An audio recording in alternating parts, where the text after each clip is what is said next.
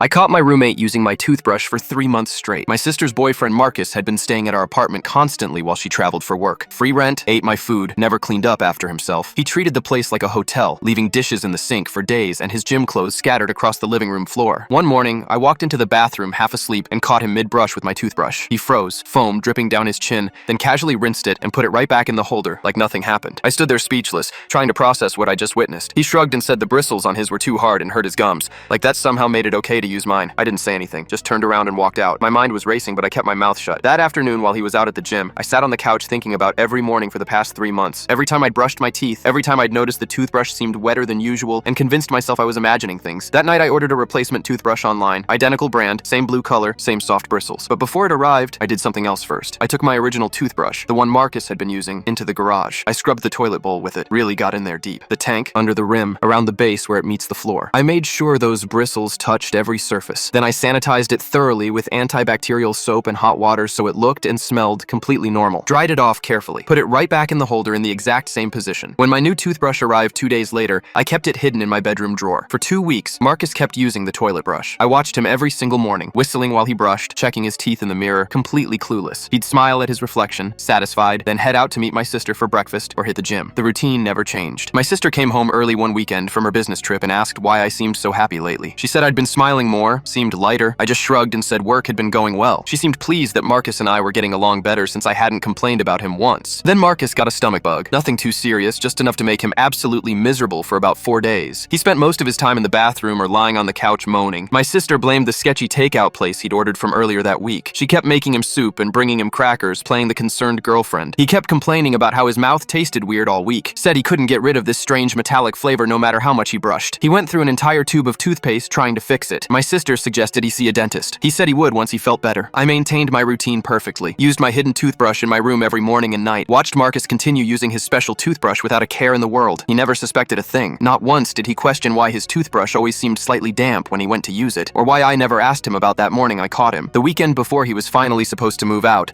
my sister left early Saturday morning for a yoga class. Marcus slept in late, then stumbled into the bathroom around 10. I was in the kitchen making coffee when I heard the water running. I walked down the hall and stood in the doorway. He was facing the mirror, brushing away, eyes still half closed from sleep. The foam gathered at the corners of his mouth as he scrubbed in small circles like the dentist teaches you. He glanced over and saw me watching but didn't stop, just kept brushing, making eye contact through the mirror. I leaned against the doorframe and crossed my arms. He rinsed his mouth, spit into the sink, and wiped his face with my towel. Then he put the toothbrush back in the holder and turned to face me directly. There was this smug little expression on his face, like we shared some kind of secret and he'd won. I looked at him, then at the toothbrush in the holder, then back at his face. You know, those toilet bowl bristles really do hold up well, don't they? His face went completely white.